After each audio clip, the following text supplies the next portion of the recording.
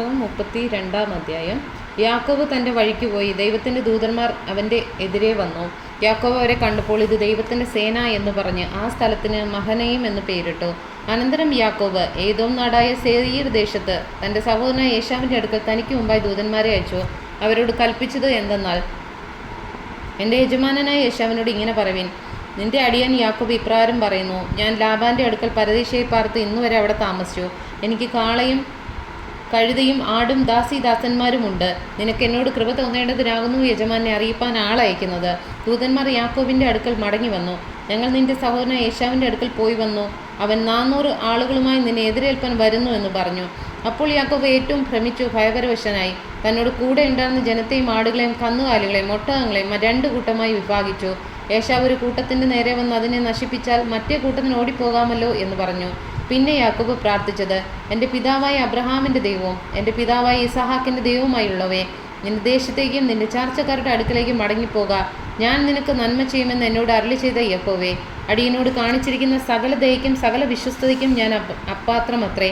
ഒരു വടിയോടുകൂടെ മാത്രമല്ലോ ഞാൻ ഈ യോർദാൻ കടന്നത്. ഇപ്പോഴോ ഞാൻ 2 കൂട്ടമായി തീർന്നിരിക്കുന്നു.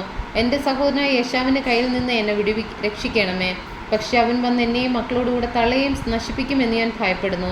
നീയോ, ഞാൻ നിന്നോട് നന്മ ചെയ്യും, നിന്റെ സന്തതിയെ പെരുപ്പം കൊണ്ട് എണ്ണിക്കൂടാത്ത കടൽക്കരയിലെ മണൽ പോലെ ആക്കുമെന്ന് അരുളി ചെയ്തുവല്ലോ. അന്നു രാത്രി അവൻ അവിടെ പാർത്തു. തൻ്റെ പക്കലുള്ളതിൽ തൻ്റെ സഹോദരനായ ഏശാവിന് സമ്മാനമായിട്ട് 200 കോലാടിനെയും 20 കോലാട്ടുകൊറ്റനെയും 200 ചെമ്മടി ആടിനെയും 20 ചെമ്മരി ആട്ടുകൊറ്റനെയും കറവുള്ള 30 ഒട്ടകത്തെയും അവയുടെ കുട്ടികളെയും 40 പശുവിനെയും 10 കാളയെയും 20 പെൺകഴുതയെയും 10 കഴുതക്കുട്ടിയെയും വേർതിരിച്ചു. തൻ്റെ ദാസന്മാരുടെ പക്കൽ ഓരോ കൂട്ടത്തെ പ്രത്യേകമായി ഏൽപ്പിച്ചു. തൻ്റെ ദാസന്മാരോട്, നിങ്ങൾ എനിക്ക് മുമ്പായി കടന്നുപോയി അതത് കൂട്ടത്തിന് മധ്യേ ഇടയിടുവീൻ എന്ന് പറഞ്ഞു. ഒന്നാമത് പോകുന്നതിനോട് അവൻ, എൻ്റെ സഹോദരൻ ഏശാവ് നിന്നെ കണ്ടു. നീ ആരുടെ ആൾ, എവിടെ പോകുന്നു, നിന്റെ മുമ്പിൽ പോകുന്നു, ഇവ ആരുടെ വക എന്നിങ്ങനെ നിന്നോട് ചോദിച്ചാൽ, നിന്റെ അടിയാൻ യാക്കോബിൻ്റെ വകയാകുന്നു. അത് യജമാനനായ ഏശാവിന് അയച്ചിരിക്കുന്ന സമ്മാനം. അത് അവനും പിന്നാലെ വരുന്നുവെന്ന് നീ പറയണമെന്ന് കൽപ്പിച്ചു.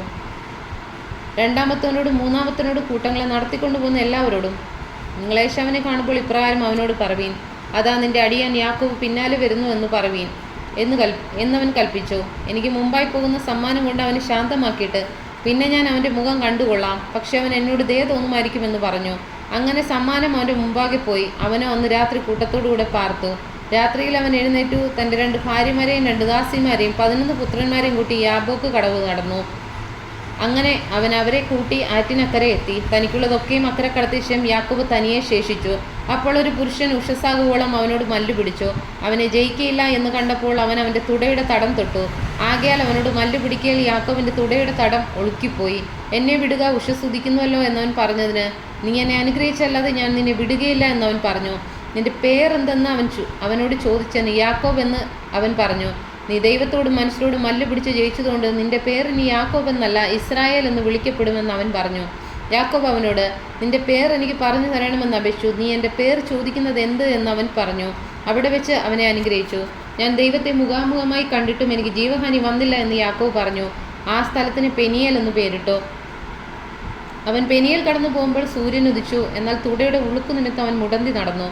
അവൻ യാക്കോബിൻ്റെ തുടയുടെ തടത്തിലെ ഞരമ്പ് തൊടുക കൊണ്ട് ഇസ്രായേൽ മക്കൾ ഇന്നുവരെയും തുടയുടെ തടത്തിലെ ഞരമ്പ് തിന്നാറില്ല.